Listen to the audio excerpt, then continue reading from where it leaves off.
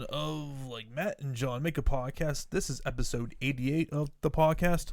We've got a lot of things to get into, a lot of things happening in the world of professional wrestling, hockey, and we also have some Spider-Man and some horse racing talk as well. But first we're gonna talk about the pay-per-view that happened on Sunday.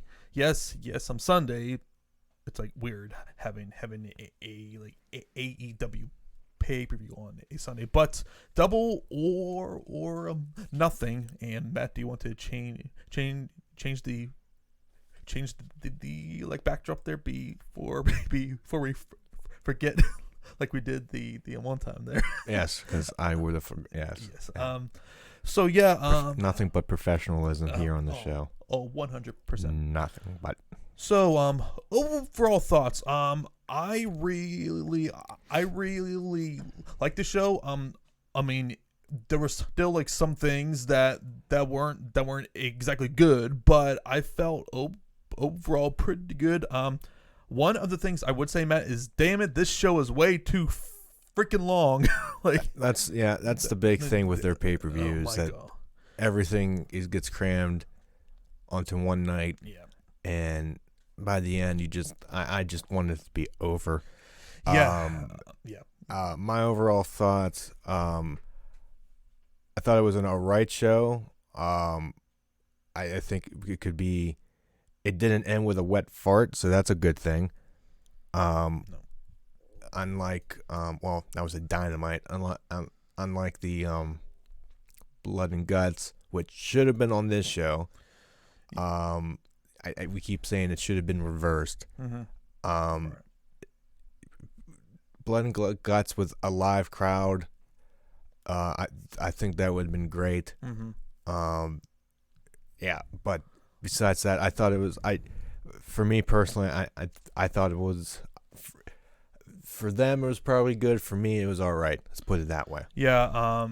I there was maybe one or two things I just didn't really care about, but pretty much everything on here I thought was pretty damn good. I will say though, probably a lot of these matches on top of that, having a full crowd there, it adds to everything that for any show, and just seeing 5,000 fans just screaming, it was just awesome, and it just really added for that atmosphere there. But we kick off the show with a NWA Women's Championship match on the buy-in between Serena D versus Riho. Matthew, your thoughts on this? I thought it was pretty good. I mean, I don't know. I feel like Serena should kill Riho just based on appearance. But all in all, I thought it was a pretty solid match, and Serena won as she should have. Yeah, she was. So that was good. Not a bad way to kick it off. Yeah. I will say Serena is definitely one of my favorites in the company. I just love her style. It's so vastly different from every other woman there. It's just it's a very grappling based style. It's very Bret Hart, a wrestler wrestling. Yeah, I'm shocked. It's just her strikes, her uppercuts, her submissions, everything just feels so smooth and just crisp. And I can watch her work any day of the freaking week. And she had a really good one against Red Velvet, which was really good as well. And it's just crazy to me, Matt, though, that basically she stopped wrestling for 6 or 7 years, because I think, I'm not sure if she slightly retired or something, but man, she's she is just really damn good. So I continue to be really impressed with her there. So obviously she wins, and then we get on to our main show, which we kicked off with Hangman Adam Page versus Brian Cage. Page versus Cage, Matt. Page versus Cage. Thoughts on this opener? I think it was a good opener. From what I remember, I had no real problems with it, per se. I think a good opener, yeah, pretty much. Yeah. Honestly, this I think was probably my favorite. Was probably my it's up there. Favorite match on the card that's here. easily, I would. Just Cage and Page, they just beat the shit out of each other, and it was just and on top of that you had the audience which is super into this from the start until the very end, and we also obviously had the interference or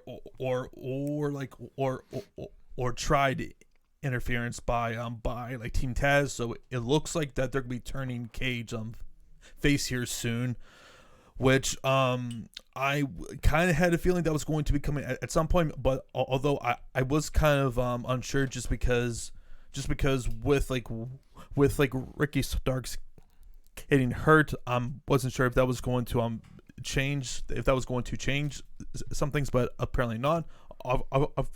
Obviously Hangman wins.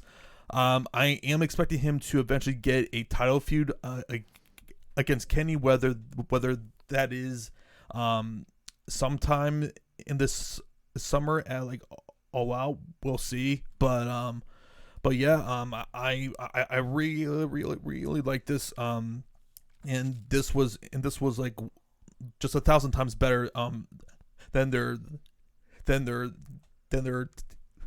TV match a few weeks ago on Dynamite. So then we lead into the AEW Tag Team Championships between Matt and Nick Jackson versus Eddie Kingston and John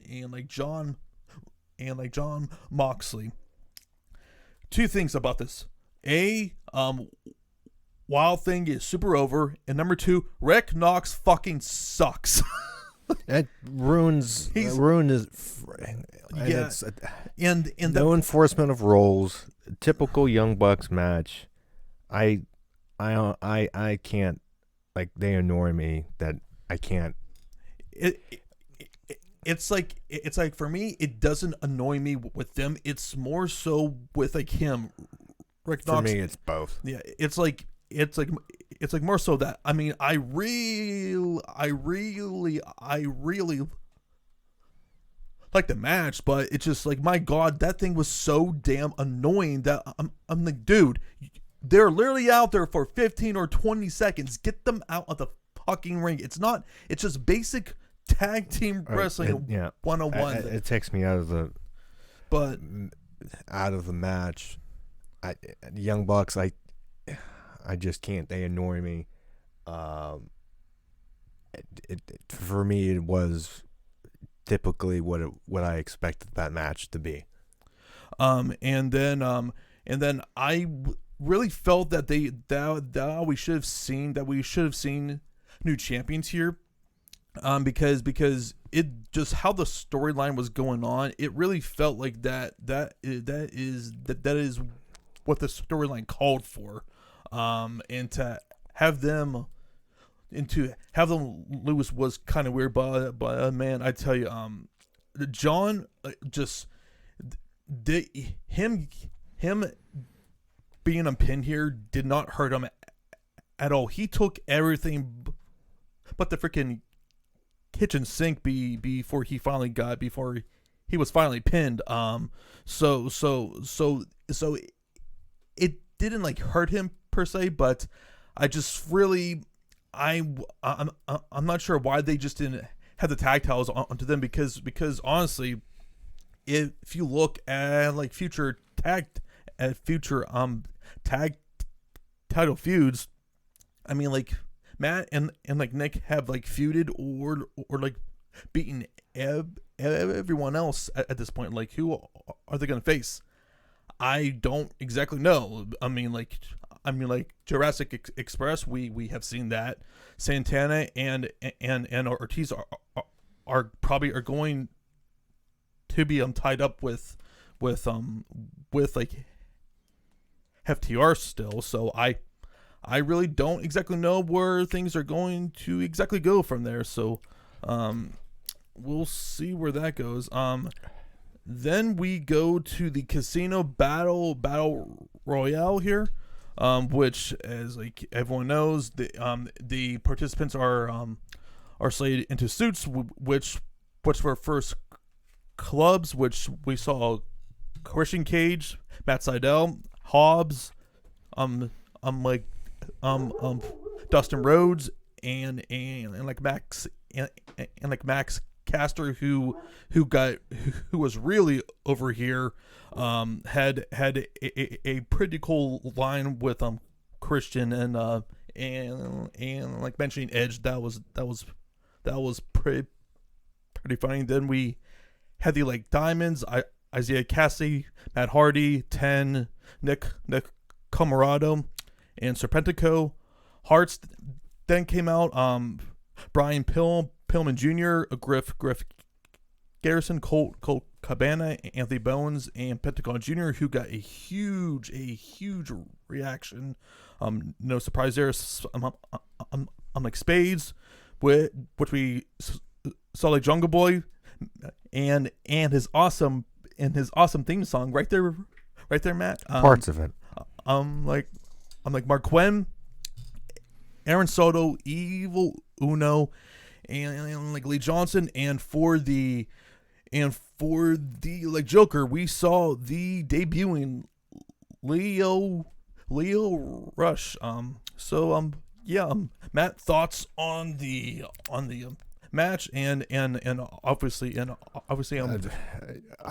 Jungle Boy here. More shocked. I was expecting Christian to win. I think we both were. Yep. So I mean, good for Jungle Boy. We'll see. He's not going to win. No. So has anybody who's won this Battle Royal won? Not that I can think off the top of. Oh no, wait. Maybe I'm not sure if Darby Allin won this or not. Well, I'm talking like. But was it always? Is it always been for a champ? It's been for a championship. It's been for a championship, but it's like varied. I'm pretty sure it's gone in between. I gotta look that up. Yeah. I'm not sure off the top of like my head, but as you said, no, I'm not expecting. I'm like Jungle Boy to go over here. But to me, it's a like pretty good spot for him, and I was just fully convinced, man. There is no one else in this match that I'm like, okay, outside of Christian Cage, who I feel like has been built up to where they can realistically win, and this is one of the like few times where I wasn't angry about either. I was like, oh, okay, that's cool. And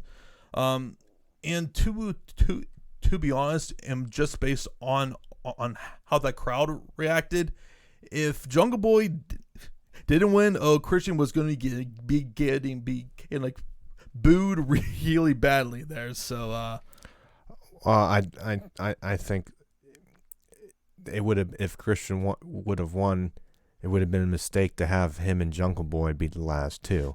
Yeah, absolutely. Like if that was going to like be the idea, I mean, I would have been like, yeah, you probably should have chosen 8 for like final 2 there. So at that point, I was like, whew, this should be interesting. And I was, and at the end, I was like, wow, oh, that's where they went. So Kenny will be facing like Jungle Boy. I think they said in like 2 weeks. So they'll be building towards that there.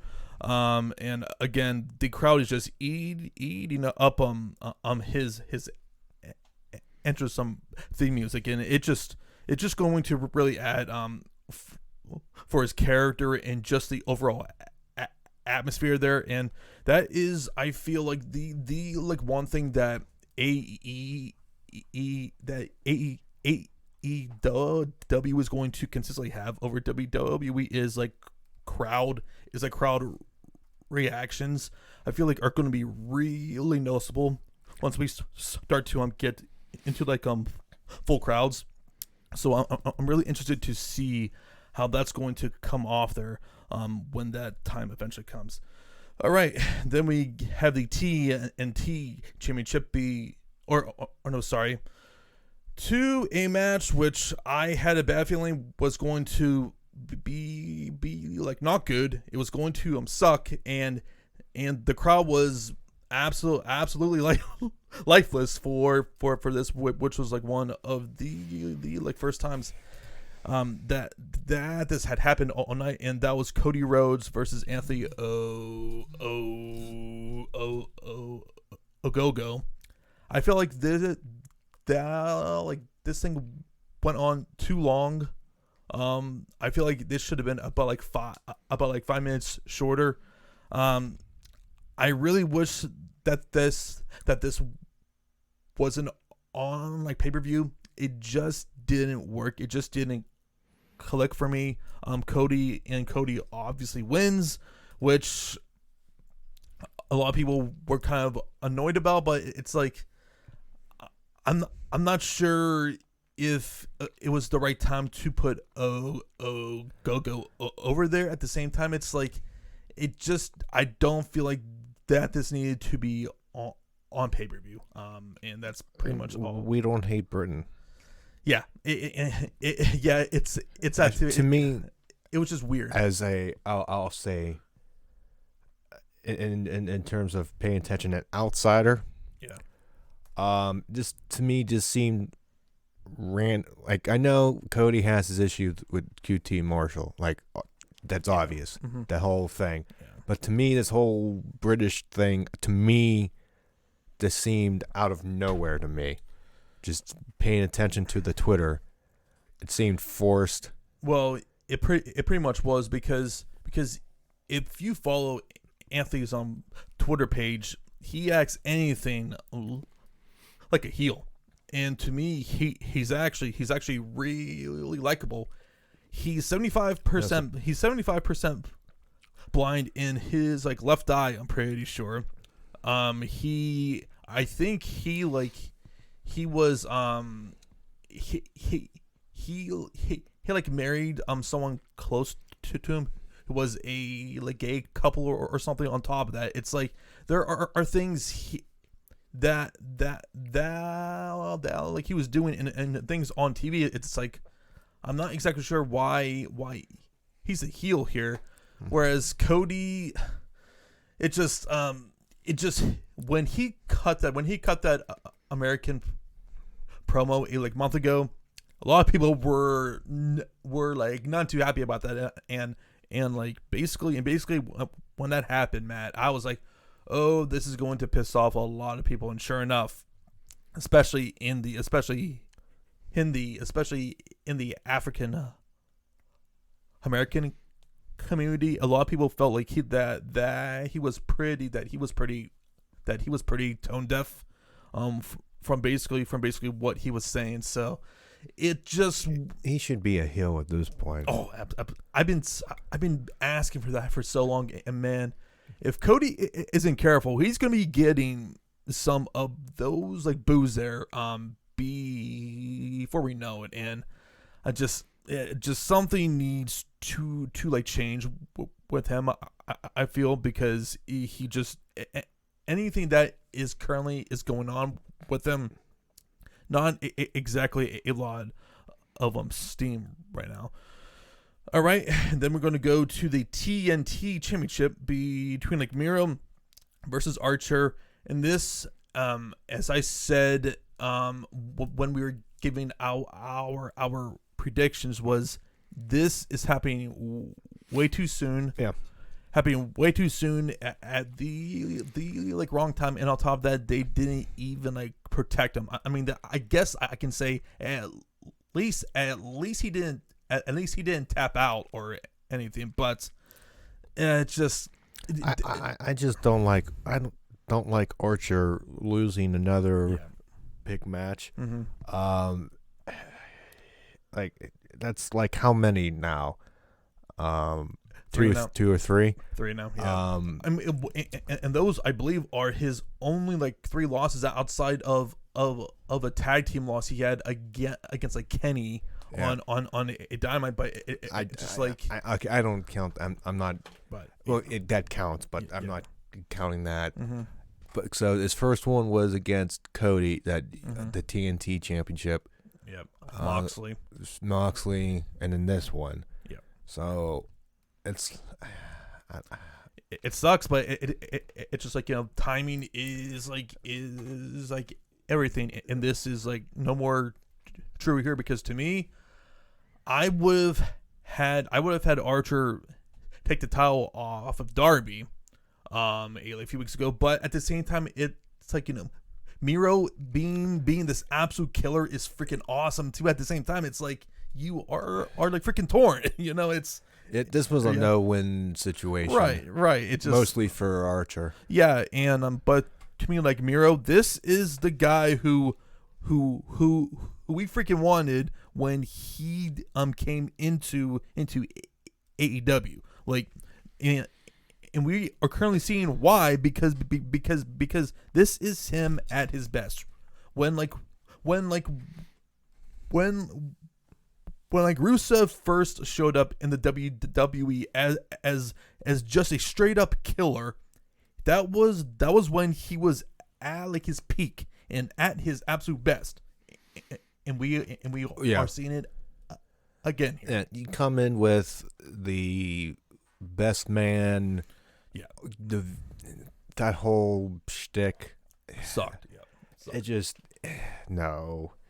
I mean, that usually that goes the opposite. It goes you come in. We've seen in years past.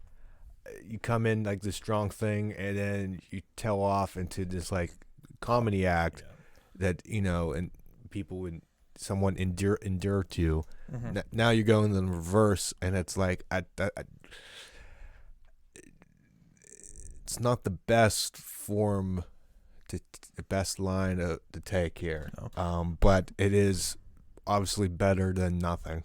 Yeah, and too, now he's gonna be shown in front of like full crowds now. So kind of like as far as like timing was concerned, perfect timing for him to like become this character here, because on like Dynamite on Friday, he was hella over. Like, it just, that crowd loved him, and I feel like he didn't get as big of a like reaction here. It's just because this was like hour 3. This was like hour 3, and the crowd, you could tell, was getting a little bit tired. Yeah. So that's the issue. Yeah. So but hell, I'm expecting a really good title reign. There's a lot of potential really good like matches for him, which I'm pretty excited for. So yeah, it just sucks for Archer when he can't exactly get a like big win on pay-per-view. But I feel eventually we are going to like have that. It's just, unfortunately, they're not doing good favors for him. Yeah. All right, so then we go to the AEW Women's Championship, which we saw a new AEW Women's Champion from Pittsburgh, Pennsylvania. Pittsburgh's only hope, Britt Baker, Doctor Britt Baker. It's about damn time somebody other than Sheeta has that championship. It only can get better from here, right? Yeah, I mean, like, to me, this is where we're gonna see this division really kick off now. Like One would hope. Yeah, like I'm pretty good. Hell, even now, like it's so supremely better now. Oh, it's better. Yeah, it's like night and freaking day compared to like this time last year. Yeah, like they have legitimate people now. Yeah, just they can don't flub it up. Yeah, honestly, I am not expecting that. And two, with some more cuts that have come along, as like, well, there are opportunities to possibly have in a like Ruby Riott, a Chelsea Green, or something like that. So like, I'm really excited to see where this goes. I will say though, for the match in general, I felt like outside of the last 5 or 7 or 7 like minutes, this just didn't really flow well. But again, like how this like finished, and just seeing how the crowd reacted, and like Britt finally having her like moment with like Tony Schiavone too. That was cool. So just really excited to see what she's going to be doing as champion. She's going to have a long title reign. Is a clear face of AEW's women's division right now. And they're already teasing her versus like Thunder Rosa now. So which that I mean like those two are going to like tear it up just always. So yeah, I'm really excited to see where they're are going to go with her. So then we lead into Darby Allin and Sting versus Scorpio Sky and Ethan Page. And I mean, like, this was good. I have zero complaints about this. I was shocked how good like Sting looked. This was a lot better than I thought. It was better. It was better than expected. Yeah. And pretty much my thoughts. Yeah. And I was I mean, like, I like the small like vignette there of like Darby of like him and Sting driving in that car there. That was cool. And kind of how we talked about on like last week was Scorpio Sky. It's just something is just not connecting me with him. I hope he tries to figure that out. But like they really need to find that there. I think he needed to go single instead of being in this like still feel like random tag team with Ethan Page. And I just feel like they're just there. That's what I get. Yeah, and to me, at least on the microphone, Ethan is kind of overshadowing him. That was really like noticeable. But man, I mean, like, no one takes a like ass kicking better than like Darby Allin. Like it just like when they like threw him out into the like crowd there, that was cool. And I'm seeing crowd. People would sue. Yeah. And Sting, I'm getting a like win there, and he was hella over. Like when he like no sold that like suplex, that crowd freaking lost it, and that was great. So I really like that too. Then we get into the triple threat for the AEW World Championship: Kenny Omega versus Pac versus your boy, freshly squeezed Orange Cassidy. Thoughts? The Orange, I'm calling him that. No, that's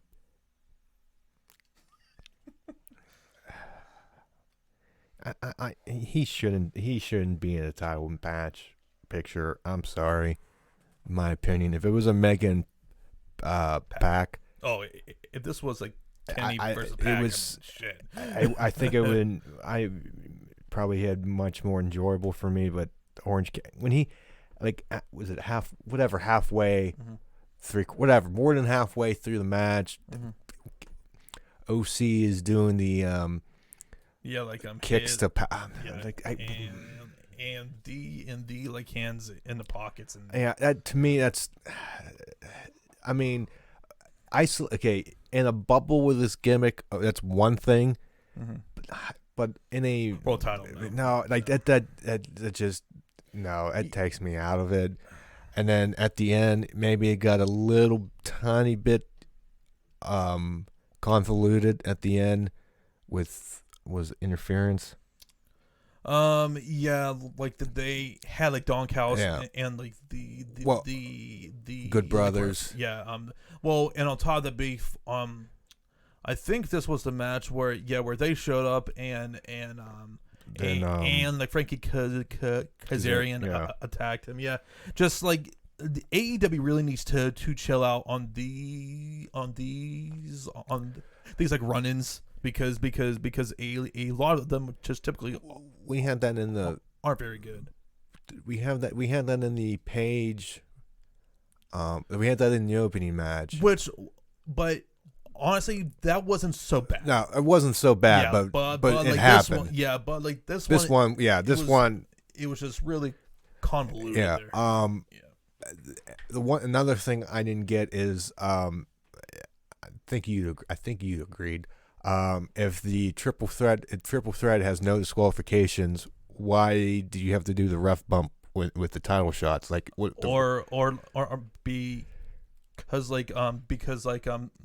because I think Kenny was afraid that I think it was Pac was going to like tap out or no sorry Orange Cassidy was going to like tap out and like, did he knock him out? Huh? Who I thought the ref got accidentally bumped. No, like Kenny he did that on like purpose because so basically Kenny he tried like hitting Pac and just Pac completely no sold it. So basically his only option was to like take out I must really miss that. Out that ref there. Yeah. Okay. So which like that makes sense. And like on top of that it like makes like Pac look like a freaking awesome dude there on top of that. I saw a gif of Orange Cassidy trying to hit the Superman punch and completely whiffing on. Yeah. Well, that's his thing. He doesn't actually hit anybody with that. He just what? If you like actually see it, he just does it and the person sells it in a like way where it actually looks like that he's getting hit. So well, they're not. Yeah, I know they're not really hitting each other, but to not even come close. Oh, like that. Yeah. I must have there was somebody. I think was it Eric showed me that. Yeah. But that's besides the point. Kenny wins. The shock to nobody. No. Honestly, I'm not sure when he's gonna lose the title. It's whenever he faces Hangman. That is like that should the be next. Yeah, that is like the next possibility. Which I'm not even sure if he's gonna even like face Hangman this summer. It should. It could be later. No, well, sometime this year. Yeah, sometime this year. I'm not sure if it will be this summer because to me, Hangman needs to like gain some like steam back. Yeah, definitely. Which show was it was a really good start, but they need to in order for anyone to actually buy him beating Kenny, he had to get through. He had to get through the Dark Order stuff. Yeah, which I think they're going to slowly separate him from them just based on the crowd there. Like I think they're going to like pivot and him just being more of a like loner. Should he be the one? If you want to build him up for the championship, let's say later in the year at that's not all out. What's the other one? Like Full Gear. Full Gear. When's the Full Gear? In like November. In November, should he beat Mira for the TNT championship? Would that be a viable person to do it? Well, yeah. I mean, hell. I mean, like, to me, Hangman, absolutely. I don't think that's going to happen, just because I think they really want to establish. They want to really establish establish Miro too. When's All Out? It's like September 5th. I mean, you can always do it on like Dynamite if you really wanted to, but you shouldn't. I mean, that's possible. That's several months away. I mean, I think that's established like 4 enough. months, yeah. Oh yeah, like it should be. But that'd be a quick turnaround for. I don't know, but I'm just thinking of the building back up. Yeah, they have options. That would be a big moment for Hangman, because I feel like he hasn't had much lately, relatively. I'm like full crowds coming back though. I think we're going to really see him really ascend, because man, that crowd. He should. Yeah, like that crowd just absolutely loves him. So then we move on to the main event, which was the Stadium Stampede 2, and if the Inner Circle loses, they must break up forever. So the Inner Circle versus the Pinnacle. And I will say, first, this was nothing. It was nothing like the Inner Circle versus the Elite on like last year's show. I didn't really have any issue with this. There was a spot or two that escapes me at the. I'm not sure if like you thought of anything there, but there's two points in the match that I had an issue with. But I want to say I do agree. Overall, it was better than the first one. I liked pretty much all the. If it was just MJF and Jericho, I would have been fine. I wanted more of that. Urban Meyer, man. Holy shit! Like that was fun. That popped me. Yeah. That was funny. Yeah. Three things, but that third one's a minor thing, and I'll get to it now. One of them, I think I know.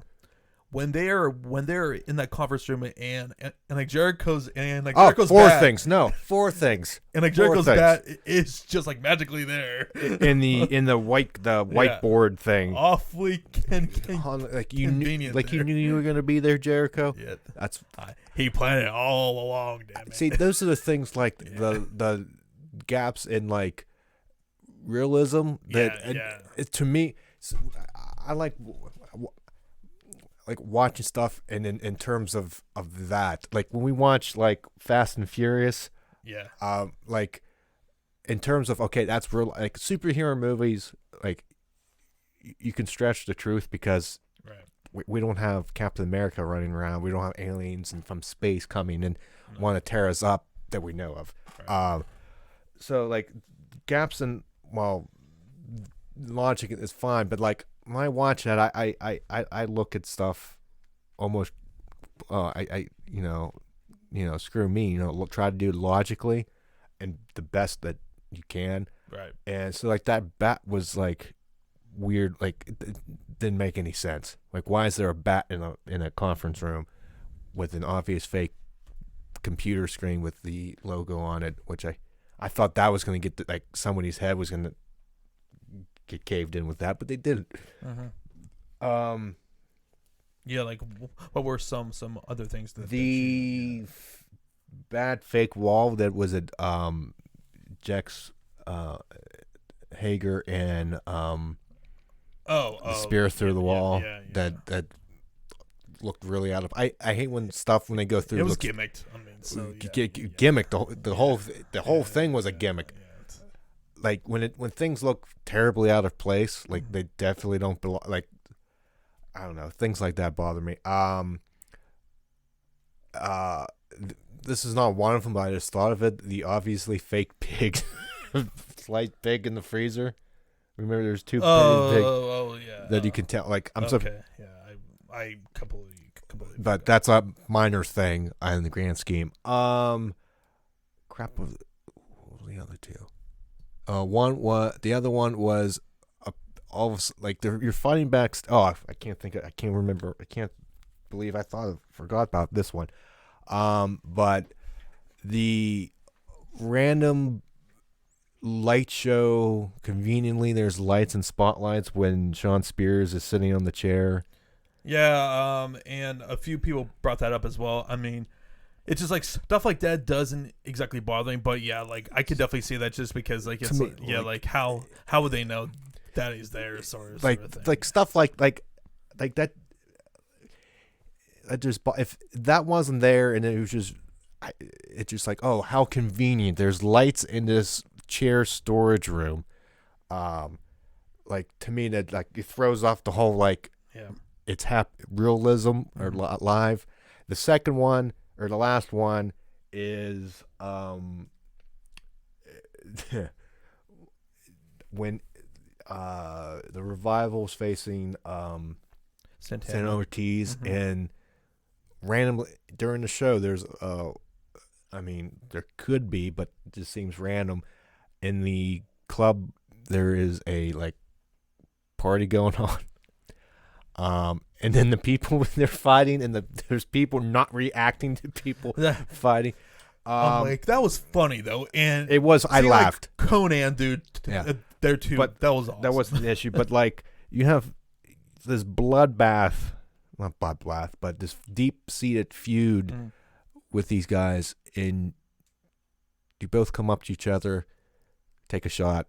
Well, it's a sign of like respect there. Like, okay, now let's beat the shit. I don't know. That was just, I don't know. I see that. I see your point, but it's just like, yeah. And then what Revival was just like conveniently chilling up there until Ortiz and Santana, they were hiding off. Yeah, they were doing that. And then I believe after that we finally got to live action. It was like Jericho and MJF. They were at the top of the of the stands. He got slammed through the box thing. Yeah, which looked like a better gimmick box than in past. Yeah, I'm glad they kept continued. They kept having MJF having blood because that could have been an easy mistake of because he was bleeding before. Yeah. And if he came out and not bleeding, see me, I would notice that and I would be annoyed. But they did that, and then Sammy and Sean Spears finished it in the ring with Sammy getting the pin in the inner circle, not disbanding. Yeah, I was shocked by that, but then again, I guess I'm so used to with WWE booking to where like if you like for example on the like Go Home show. The like Pinnacle just laid them out. Just like laid them out, or I guess I should say it would typically be in like reverse to that. Like they would like lay out the Pinnacle and they would lose then on the pay-per-view. But here I just thought that this was going to be it, and just how everything was building was really felt like that this was going to be their swan song. But no, the inner circle is staying, which makes me think that this feud isn't over. What are you gonna do to top this? I don't know, but but because right now it's half and half. Well, like regardless, I 50-50. think like Jericho was going away because yeah, his arm was like really screwed up there, and he like gutted through this, And to me, we need to have these teams away from each other. Now, maybe at like All Out, you like have the final match, but I don't know what exactly that you do for that since you What's All Out again? On September 5th. So that gives you what, 4 months? How are they going to extend that to 4 months? Well, I'm not expecting anything to be happening for a like month or so or two here. So I don't know. Why not? Yeah. Well, just to like separate them because to me, I feel like we're really overstaying our welcome at this point. That's gonna be tough to do. Yeah. And I don't. I mean, I think if anything, we're gonna see them have their individual feuds. Maybe we see like Sammy versus like Shawn Spears and FTR versus Santana and Ortiz, which they really haven't gotten, which they haven't really gotten too much into that. It's been more of group on a group, but yeah, it's just I feel like they're doing it. This is like in reverse. I'm still mad that Blood and Guts is not the be all end all. I think that would have been a good swan song for whoever was gonna lose. Mm-hmm. If it was going to be, because again, like what I said, was it last week or the week before, the fall off of the cage, even if it was produced better, regardless, I think would have been would have been perfect. Have it in front of a crowd, mm-hmm.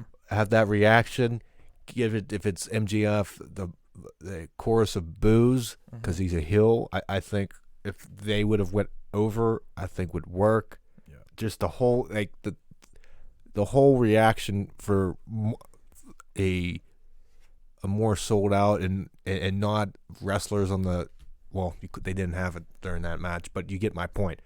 Yeah.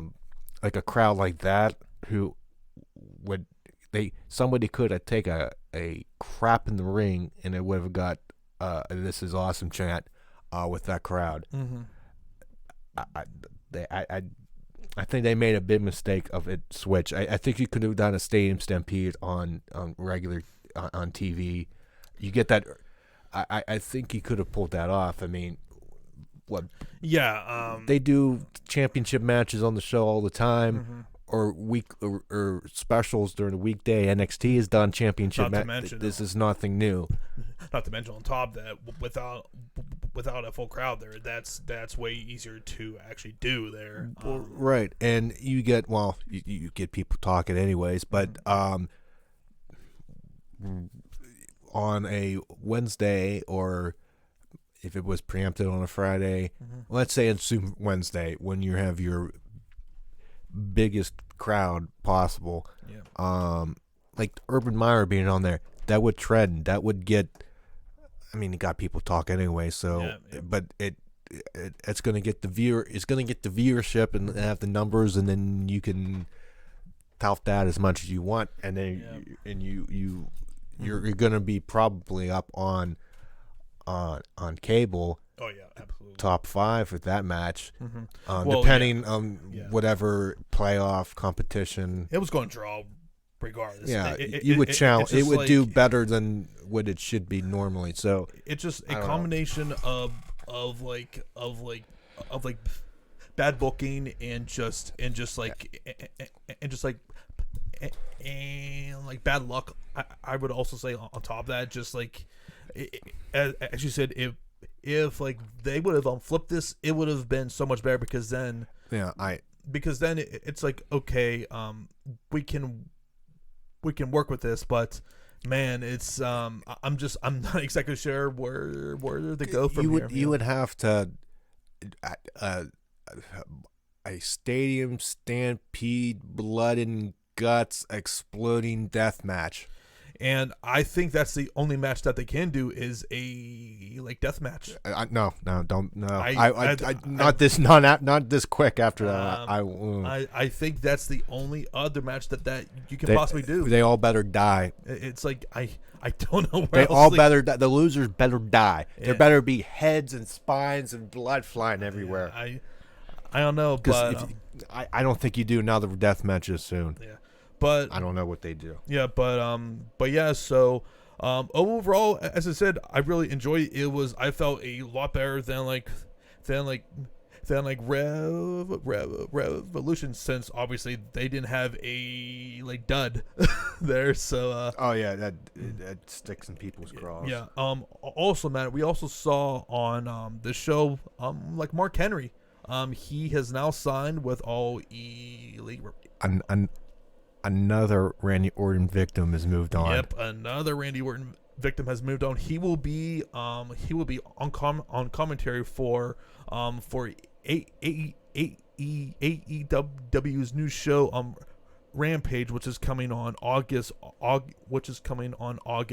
13th. He will also serve as a coach and also as a scout as well for them as well. So yeah. So that was Double or Nothing there, and now we're going to get into some cuts here, Matt. Yep. Once again, WWE has cut more people, and man, some of these cuts, quite frankly, I was shocked by.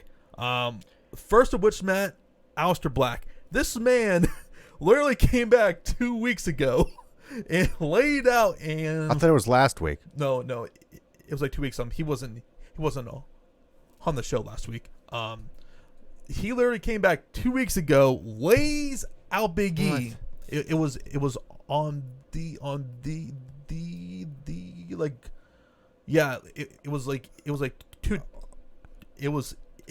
definitely 2 weeks ago. It was definitely 2 weeks ago. You can even check that. I really need to. Yeah, I thought it was the last SmackDown I saw. He came back and interfered. No, that was it, because everyone was complaining on Friday why him and Big E weren't on the show.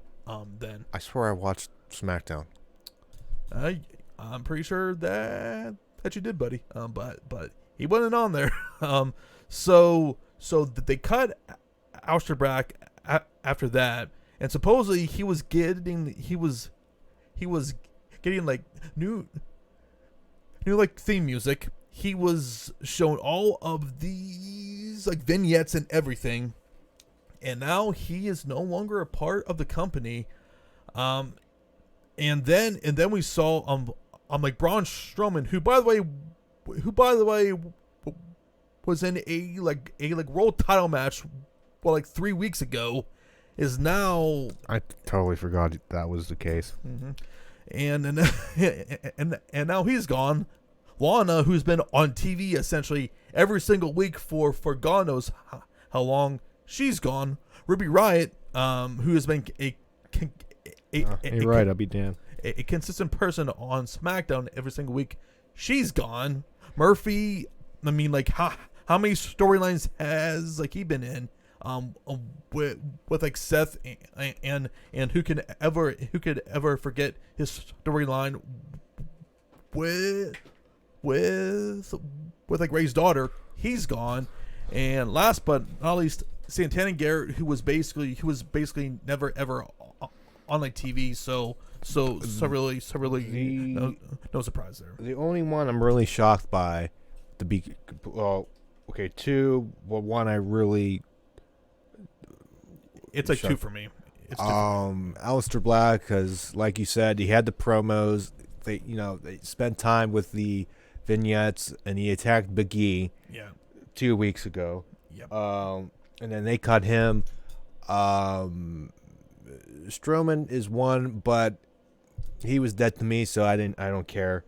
No, Alex, take that out. Just take out I'm still shocked. How we feel about that. Him being cut after he was just in a world title match on your last pay-per-view. It's just mind-blowing to me. See, that doesn't even surprise me anymore. Because if they could cut Aleister there's that aspect doesn't surprise me anymore. Cutting, it's just because he was such a bigger guy, but no pun intended. Top guy too, a top guy for them. Like at one point, how much lately I don't know. Well, yeah, but how much they had like put into him. Like hell, he would face a freaking like McMahon at like WrestleMania, and he won, and he still got cut. Like it's insane. It's insane. Apparently, we're paying him a lot of money. Yeah. Supposedly, Fightful said he said like he was making at least 7 figures. So. In a way, to me, it's they've effed them up so bad. Oh yeah. That I don't. I feel okay. Let me say this. I feel bad. Anybody loses a job. I don't. None of these people are going to be out of a job for long, depending on clauses, depending on what they do. I'm like 90 days. Yeah. By the way. But Strowman to me is. I'm like, he's so gone for me that I don't feel bad. I feel bad the person. I don't feel bad the character. Ruby Riott. She'll find work really she'll go somewhere. Yeah. But they really haven't used her. I mean, they've used her, but they never even gave her a freaking chance. I tell you, well, it's funny that they're keeping Liv and not her. Yeah, they didn't give her a chance. Who else? Santana Garrett Lana. Didn't do their Lana. They screwed her up so badly, man. Like at her peak was basically with like Rusev was when they were at their best, and for whatever reason they're like, we should probably split them up. For what reason, I don't know. Because to me, they were perfect together, and now like you watch, she's gonna sign over at AEW, and she's gonna be freaking awesome over there, and we're going to be shown like how stupid it was to split those two up. Yeah, I feel like anybody who's a guarantee to go over there, I think it is Lana. She's Aleister Black too. To me, are absolute locks, in my opinion. Everyone else, Ruby maybe since the women's division is still like growing there, but everyone else, it's like I always have the opinion that like, I mean, AEW didn't have as much that superstars, wrestlers that WWE has, but I feel like they have a crap ton of people that how much that they better utilize the young thing instead of like. I mean, anybody was released, it's like, oh, AEW. Like, no, there's other options. No, and to me, we aren't going to be. Not everyone is going to be signed over there. Although, although Tony Khan, he did say like last week they are going to be expanding more. Since they almost have enough. Since they are getting since like Rampage is coming, and they're going back on the road too, and everything. So I don't know, we'll see. But man, it just and the ultimate question is WWE preparing for a sale, which I know like you and me are not going to agree on this. No. To me, everything that they are like doing here, and people who I've talked to who like know this way more than me from a like corporate standpoint have said, if it was any other company, they would say they all are like preparing for a like sale here. And I'm not saying that it's going to be like, now or like this year or like next year, but I think it's absolutely coming. There has been too many cuts, too much corporate restructuring happening in that company to make me think, oh, it's absolutely nothing's gonna happen until Vince dies, and I as of now, I think it could be just restructuring, Nick Khan doing his thing, just trying to make more profits, and look book. Now, yes, I've read and seen stuff about preparing to sell, but I don't know. It's not now, not next year, not until Vince goes. If this was like about 6 months ago or a year ago, I would completely agree with you. But man, it's just too much has happened. Like it's like even like for them, this I mean, like how many guys have they cut in like the last like year? Like it's like unlike anything that they have ever done. A lot of people saying because they probably keep people because of AEW, but now I don't think they care as much. And I think it's possible, but also at the same time, like I feel like that they're just slowly are like preparing for that eventual move because a good example last week, which we saw with Amazon getting MGM there, like if they can find a way to like sell this company for $5 or like $6 billion, I don't think it's. I think it's very possible Vince that he will take that deal. I just think that the issue is going to be when they're preparing for a sale is I don't think the company that or whomever buys them is going to like want Vince pretty much in charge, which I feel like that's going to be the I want to read a thread here from Brandon Thurston from WrestleNomics. This is I trust. Oh yeah, trust him with on the economic side. He's been doing some good stuff. So this is, and he made some good points. So that's what kind of skewed me. So again, so foreboding that WWE is preparing to sell is the stuff of cynical wrestling fan fatalism. New leadership came on in August and it is still in year one. I would be shocked if WWE sells in Vince's lifetime. Number one, Nick Khan indicated to Coward, Colin Coward, yeah, that Vince has no intention to sell. I can't imagine Vince doing anything else. Layoffs, releases, and restructuring probably has more to do with Nick Khan and Christina Saline, critiquing and reshaping what George Barrios and Michelle Wilson left behind. Every few years, WWE has cut an employee and talent headcount. WWE had over 300 wrestlers under contract in 2020. Holy crap. Yeah. Way more than they need for basically no reason other to hoard them from competition. Doing so probably contributed to talent leverage and pay negotiations. New leadership might not see this approach as cost effective.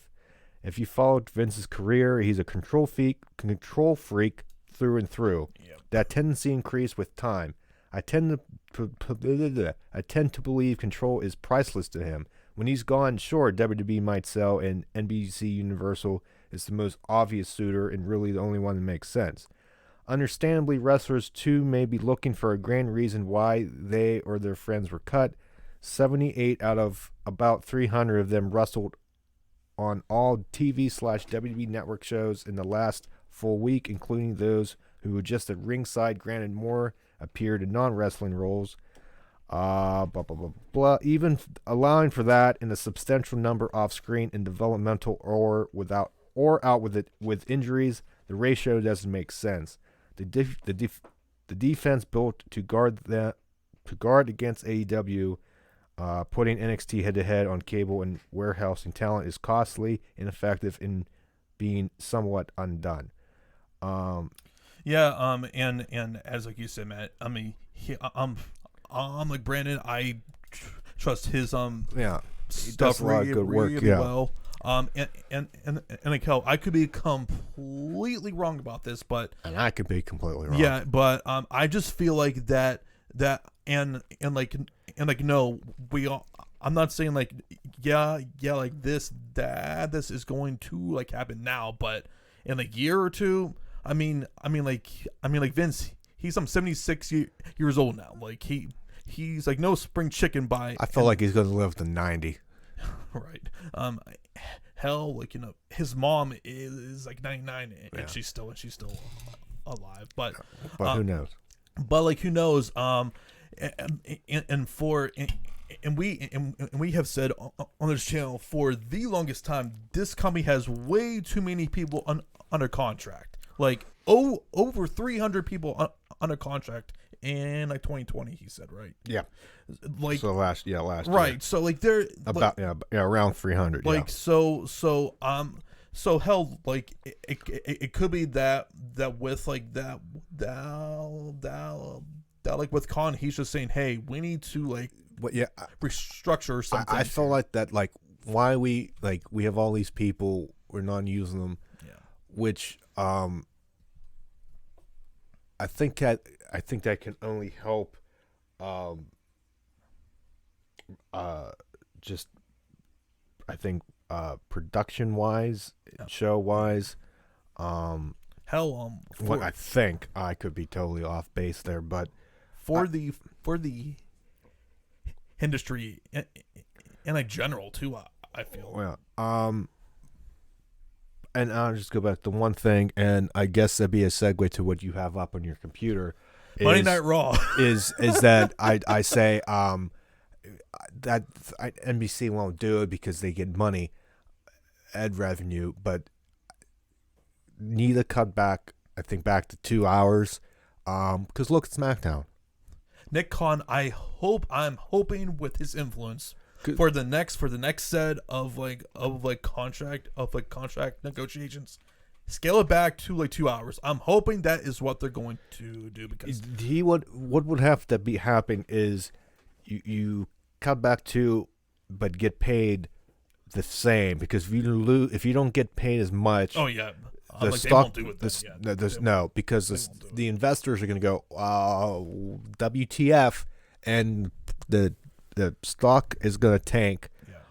You would have to offset it by, if that's hypothetically Fox is like, oh, we enjoyed that, here's some more money, and offset the cost. Saudi money too is going to be coming back too, since we're going back to like full crowds on top of that. Yeah, you got that. And whatever the influence on, if the Peacock deal has any, I'm not sure, but hard to say. Yeah. But if somehow they get it to 2, that's a big step in the right direction, because like I said, look at SmackDown, like that is the on the main roster shows. Between the two, SmackDown is the most enjoyable. Even if there's stuff that you may not like, it's not as bad as Monday night. And 2 hours goes by so much faster. It doesn't drag. No, that SmackDown does not drag. But man, that third hour, 1.168 in hour 3, and they only had a 1.1 cable rating, which is by far their lowest rating ever. It just, I mean, like, I never thought, being a fan of this comedy, that we would ever get anywhere near this, and now it keeps on getting worse, man. Hell, I know when this show is bad, when like this guy isn't even bothering watching the show. I turned it on in the beginning, and nope, shut it off. Yeah, I mean, I just follow along on social media now. Like, yeah, it's just like I turned it on because I want to see the new guy. Yeah, Like him, Jimmy Smith. Yeah. Which, but I turned it off before he called a match, so I don't know. Which from all accounts, he's a lot better. Yeah. Than Verk, Verk was not. Admin was, yeah.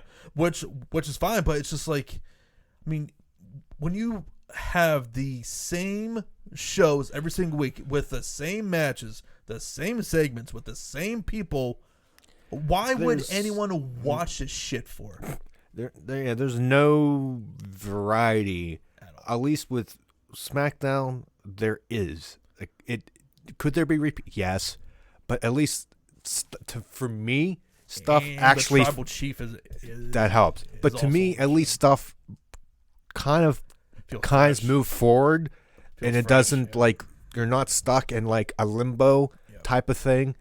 At times, could there be? Yes, but it's not raw bad. It's not. No, and it's too bad. There's only so much. I miss the days when you thought, okay, when I would still watch and you thought maybe it wasn't as good, I would take that right now. Yeah, because at least it was better. Like and man, just nothing makes sense on the show. Just with any of these angles, like what they have done with like friggin' Rhea Ripley made her the absolute most dumbest babyface alive. Oh no, I would watch. I just no. It's like if put names into a hat and pick them out, and that's what you're gonna do. Mm-hmm. But you're stuck with that for 5 weeks. And like 50-50 and 50-50 in everybody. Every single week, like you'll see, Randy Orton versus Xavier Woods. He'll win like 1 week, and then the following week, he'll win. Like, how does that help anybody? It's just amazing to me how much that they just don't care. And I know you didn't like his most recent stint, but at least for me, the Fiend stuff, before, at least for me, was at least different and entertaining enough for me to like care. Now there's nothing. And what the hell are they doing with Alexa and her doll Lily? I don't know. Like that isn't I don't good. know. Like I don't know. I tried to give it initially. No. Like there's a limit I have. Hell, for a die-hard like Wyatt and Alexa fan, for him to say that, it's really, really bad. I don't because nothing is making sense. Yeah. Like I would rather me enjoy something and you not, than both of us not. Yeah. Because I want to something for me to enjoy, and or it's nothing. Something to freaking watch. Like the only thing that looks good consistently I see on is no, at least the presentation of Lashley. Mm-hmm. With all the women backstage, like to me, just not watching the show and looking on social media, Lashley just looking like $1 million to me is the one positive out of here. And we're getting another match between Drew versus Lashley again. Same feuds, the same matches. I'm shocked it's not a triple threat match. I'm completely shocked the match didn't end in DQ. But like. I don't know. Like, even, like, okay, can SmackDown sometimes have repeat matches? Yeah, but somehow, it to me, it feels different.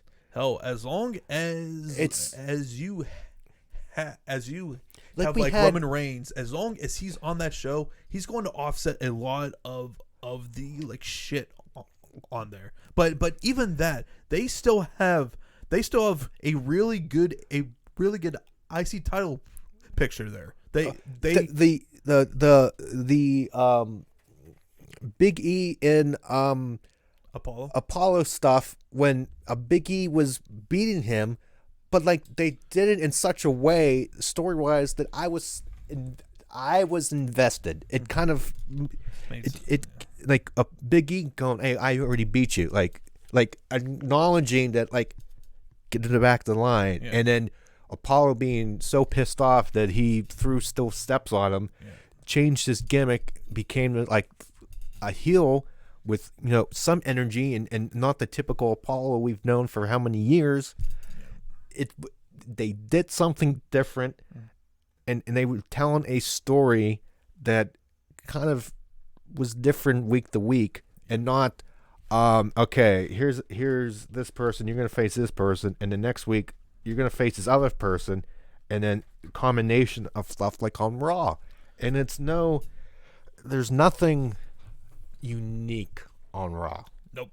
And to me, like, it hurts me to say it, but it's the truth. Well, and to Matt, it's like, and people will say, well, it was on a like holiday this week. It's like, guys, No. okay, so I've used that before, but there's like, no, like on a like Monday night where the following day a lot of people are going back into work. Like it's not like it's not like Christmas or something where like you're like, okay, you know, we'll give you that. But this is just, oh man, I've never seen the show this bad where like I don't even give it a second thought. I'm not even wasting my time. And like and based on this year, a lot of people feel the same way, because I think in hour one I think they barely had a 1.5, like 1.5. Yeah, like it's just, how can this show be this bad? Yeah, first hour 1.536, and somehow went up in the second hour. Slightly, but then that third hour was at halftime in some sport. Oh man, and then that just like it like that's about 400,000. They lost almost a million viewers into hour 3. Holy crap! When this show sucks. When they get to, and the only thing is now that average is probably 1.3.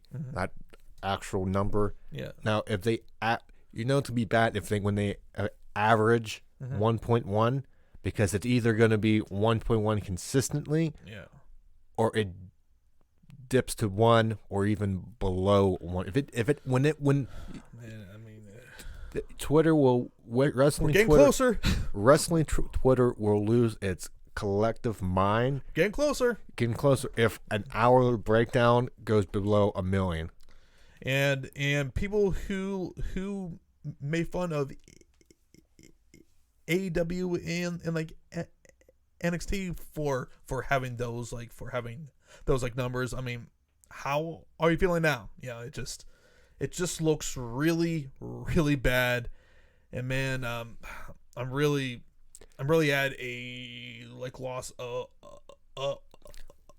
like words now as far as that is concerned. But our timing of wrestling talk begs to differ. Yeah, exactly. So yeah, guys, that was our like wrestling talk. It was a lot there, but now let's get into some hockey. Man, I have been completely all in on like hockey right now. Of course, we have to talk, Matt, about the most, as I call them, the like Dallas Cowboys of hockey, and that is the Toronto Maple Leafs. Lose in the first round once again, and after they were up 3-1 onto Montreal, as they go home. And man, I would hate to be a like Leafs fan, and I would just to be in that like media circus where like they're calling for people's heads right now. How do you lose when you're up 3-1 on Montreal? And easy. Watch that series. Yep. And I get Carey Price just played out of his freaking mind in Game 7, but I just like they're so much better than the Canadians are, and just they could not close the freaking door. and now you have to ask yourself, are we going to see some changes, or what they should do, which is the freaking rational thing, is keep the same group together and just try to figure out what add else. pieces. Yeah, to add pieces. You got to do something because Canada has a problem with the stars of the NHL being wasted. CC, Austin Matthews, and Connor McDavid. Montreal had the same problem. They lost, but the difference is with Edmonton was like nowhere near as good as Toronto was. But the talent is they'll tear it up in the regular season, but their teams don't do jack squat in the playoffs when it really matters. Yeah. I don't know. What was some 2004 or something since I won a first round or won a series. Yeah. I don't know. I remember when they lost and Montreal won, make it 3-2. I'm laughing, going, wouldn't it be something if Toronto blows this lead? Okay, if you make it 3-2, okay. Right. It is what it is. But when you lose Game 6 and it's tied, and you're like, oh no, I should have bet Montreal. Really, I really should have because the momentum was on their on their side, and it just I don't know. If you're a Toronto fan, I'm feel sorry. Yeah. We have us in Pittsburgh have this much of we feel you. Because it's 3 years, not a decade. Yeah, of either not making the playoffs or losing the first round. At least we have won cups. They haven't gotten to a Stanley Cup final in the whole entire Penguins history of existence. How crazy is that there? It's. I'm seriously watching this game. I'm like, they're not going to score. And then once they finally did, and they finally did. Too late. Yeah, but when it was 3-0, it's and when they made it 2, I was like, oh, this thing's over. And to be honest, I never really felt that they were even close to even making it a freaking game at that point. No, you know? Montreal just has this thing about last year, just in the playoffs, of just screwing you over and being those people you hate. Yep. Well, in this next series, you can see we got Winnipeg and Montreal, which is starting tonight, I believe, as of this recording. We're recording on a Wednesday. It wouldn't shock me that somehow Montreal sneaks through. They got Carey Price. I expect Carey Price to maybe steal them 1 or 2 games. I would say this goes because of that. At least I would say 6. This one to me is more of a toss-up than the other ones. I'm gonna lean Montreal. Winnipeg is a good team, but just Montreal, man, it's a thorn in everybody's side. And lately. Carey Price is he's still a elite goaltender, but that's going to be a hard one to unpick there. I'll lean Montreal. But I don't want to bet against them as well. And also tonight as well, we have Game 2 of Colorado in Vegas. Which is Fleury starting? I would hope so.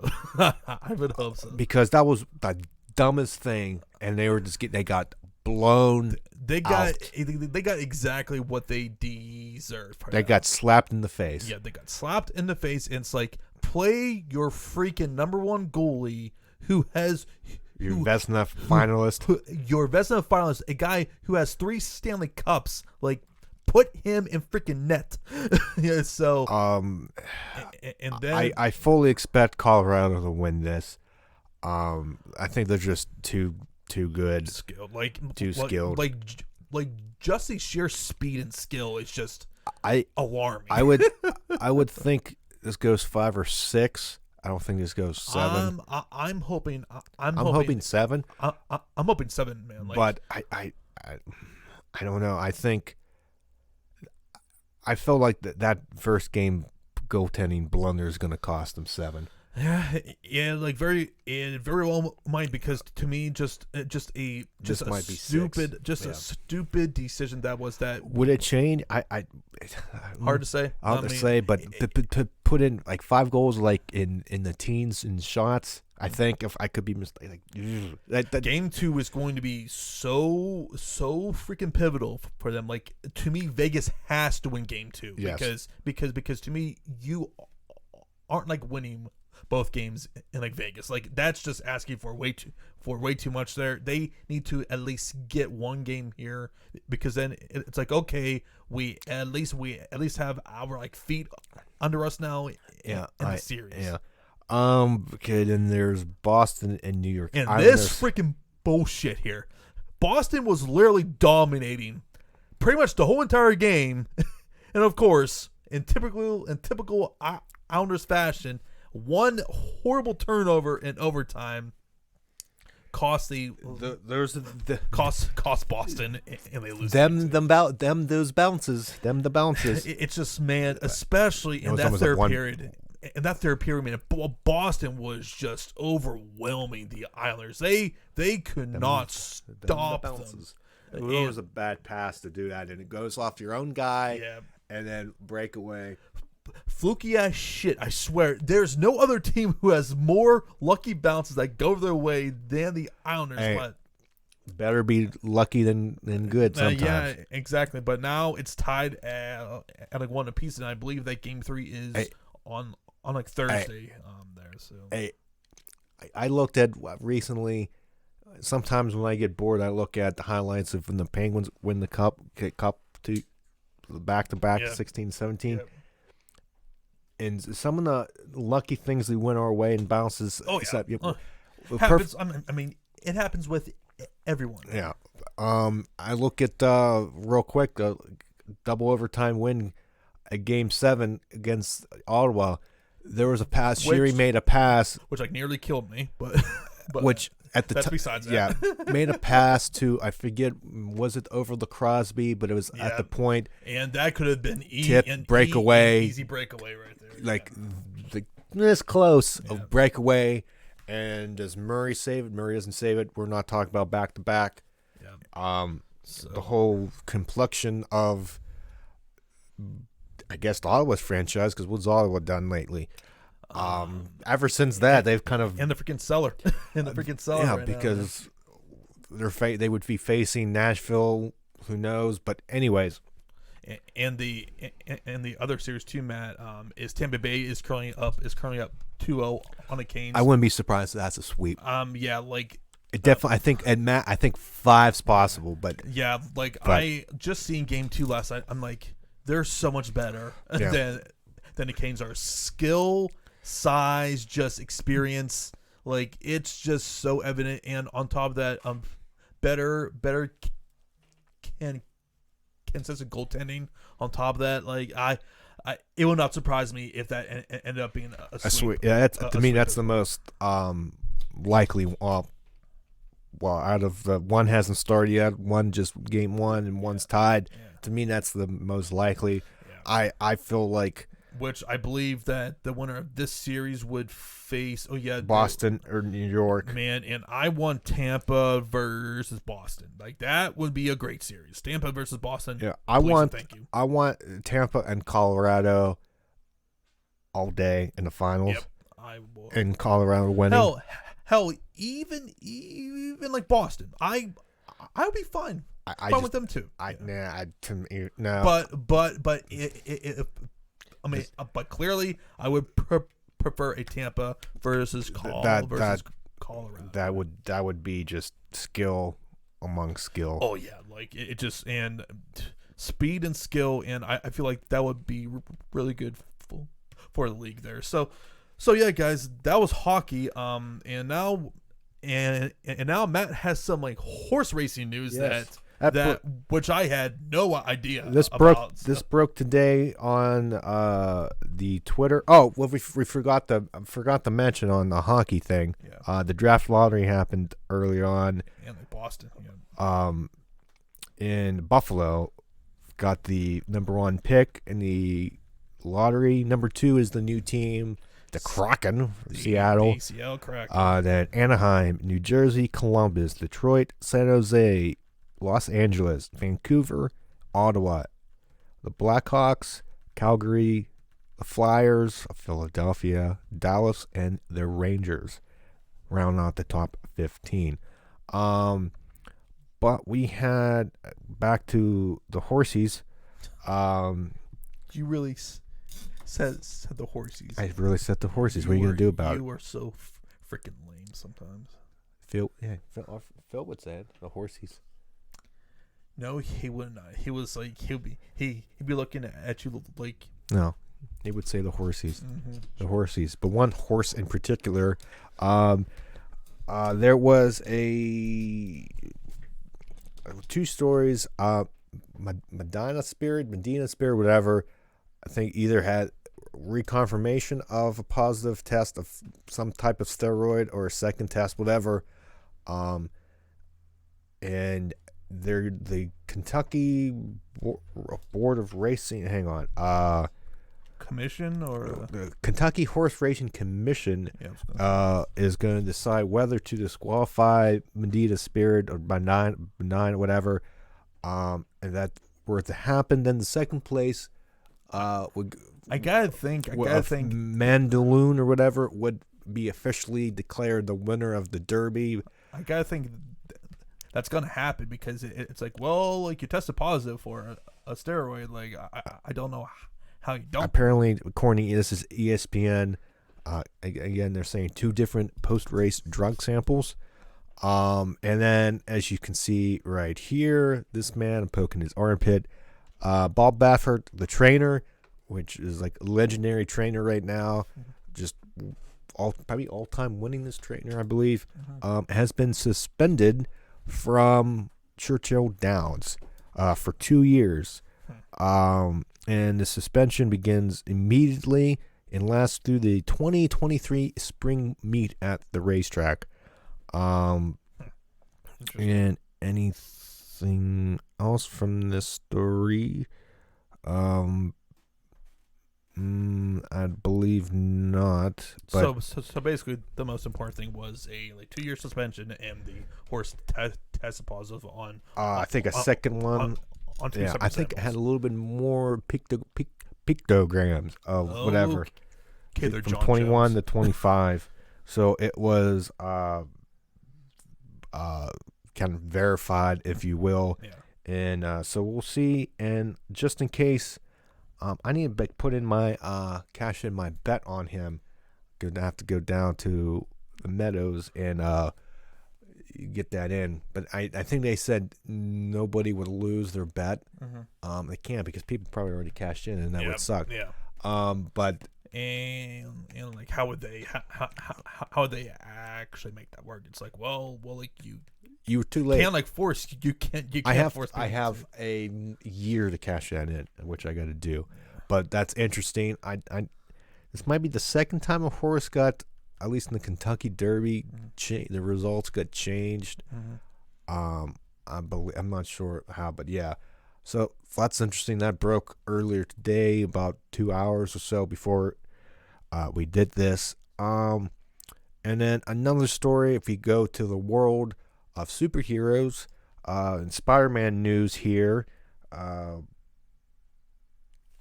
According a report from, I don't think this was the only mention of it or source from it, but IGN. The title here from a Sony executive, Sanford Peniche, whatever, saying there is a plan for connecting Sony Spider-Man universe to the MCU. So pretty much, it says here, the Sony executive, I said the name, has indicated that Spider-Man No Way Home will kick off a shared Marvel universe. Paniche, I'm gonna kill, but the executive spoke to Variety. Like, just say that. The Paniche executive. Again, he's the president of Sony Pictures Motion Picture Group. Mm-hmm. That's a big thing to say. Again, appeared to confirm that there is, quote, there is actually a plan, unquote, to connect the Sony universe to the MCU. The quote here, it is actually, there actually is a plan. I think now maybe it's getting a little more clear for people where we're headed, and I think when No Way Home comes out, even more will be revealed, end quote. We figured that there was gonna be some form of a connection since they had all already filmed this and Toby and like Andrew, they were all on set, so it's like, well, I mean, like we're that pretty confirmed, and they're saying no, yeah. And then other villains are supposed to be in there. Even Dr. Octopus, yeah. It says he's in there. With the same actor too, who like he was actor. awesome. He was awesome. As Dr. Octopus there. And even though everybody else is denying it, because why would anybody say, "Oh yeah, this is happening," to take the thunder out? Yeah. So if Sony executive, like, there's one thing if actors are not denying it, and we're like, okay. But if a Sony executive is saying, "Oh yeah, it's happening," like you see it, and then this is apparently, I think one of the final films Tom Holland is in his current Marvel and Sony deal. I thought he resigned. Whatever, I think it's his current deal. I don't know. Oh, like his current deal, because I could have sworn that I'm not sure. He re-upped with them. So. And then the Sony executive added, quote, "The great thing is we have a very excellent relationship with Kevin," meaning Kevin Feige. There's incredible sandbox there to play with. We want those MCU movies to be absolutely huge because that's great for us and our Marvel characters, and I think that's the same thing on their side. And how it creates a lot of money. Lot of money. There's lots of There's lots of opportunities, I think, that are going to happen. And they're coming up on Sony's side. You got Venom coming out this year, Morbius in 2022, and Kraven the Hunter in 2023. Why are we creating individual films for like Morbius and Kraven Hunter? Like, well, they don't. There's no need for those films. There, it just seems so. I don't know who really they are. So, but or like they're like, if you guys saw these saw the like 90s animated series of Spider-Man, they were all over that, and it just like those characters are like so low on the Spider-Man villains totem pole that it's like it's so pointless having them as having their own films there. So yeah, and it goes on, says film is expected to introduce some multiverse elements and may even converge Maguire, Garfield, and Holland. You would think that it would, but we'll see. And there's also been teases of the trailer dropping relatively soon. There's been inklings out there, rumors that it should be dropping. Yeah, like I said, very soon. Good. And will that explode on Twitter? Oh yeah, I mean, like I would assume. Do you reveal that, okay, if in fact these three are in it, do you just give a tease that it's obvious that it's them, or you completely show them? I would probably just give a slight tease. Honestly, I would give a tease that unless you're brain dead, like a thing, and you just cut it off right at the end, and you're like, oh, okay, because I can see that. Yeah. Because I feel like, I mean, I think they'll make it obvious that they're there, but not actually show them in this first teaser. But if they did, Twitter shuts down because it would break. Mm-hmm. Honestly, just people talking about it. And it would be easily their biggest highest grossing MCU film since Infinity War, Avengers. Yeah, Infinity War and like Endgame and all of them there. The crossover we never knew would happen. Yeah, and to me, like that just will give a lot more life for the franchise because ever since Endgame, just like they've been kind of like chilling back now, just because with all of that happening. So yeah, pretty excited. Well, and COVID, and they had their like WandaVision and Falcon and Winter Soldier, and you're gonna get in the movies, and Black Widow too. Black Widow got screwed. But what a way to like get back into theater. Like if that doesn't get people like back, because that's theater exclusive. I think. Yeah. Well, like pretty much, I feel after this year, Matt, like we're gonna be like and theaters are gonna be, and you have Doctor Strange in the multiverse there. They're probably going to do some crazy weird crap. And two like shows such as like Loki, and I believe actually I think I saw on Twitter that like Thor and the God of like Thunder or like whatever Love and Thunder, whatever. Yeah, like they like wrapped their for like filming there. So the Pandora's box has been open, and it's just gonna be interesting because with all this you can introduce X-Men, because that feels like that's inevitable. Fantastic Four, which can't be any worse. One would think. And so Externals, I believe, are coming out, and that's coming out relatively soon. I think it's in either August or September, actually. Yeah, they had the trailer dropped.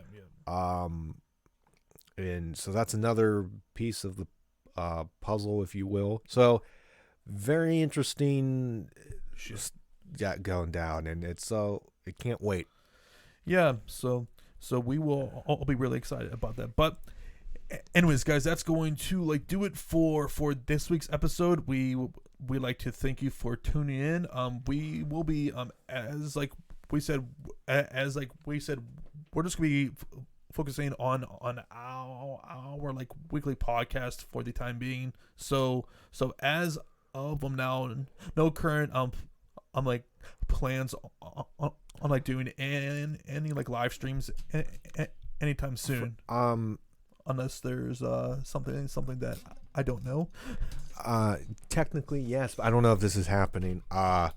So as some of you might know, in the world of video games, there is the E3 convention, if you will, all virtual this year. As a Nintendo fan, Nintendo's there, Microsoft's there, but they're doing like they always do their E3 direct presentation. I was in talk with Eric, to maybe join in live streaming the press conference, if you will, the presentation. I don't know. We're going to talk because it's on 2 weeks, next Tuesday, the 15th, at 12 noon Eastern time, 9 Pacific. So we'll see. That's a work in progress. Who knows? But that might be the only like real live stream channel.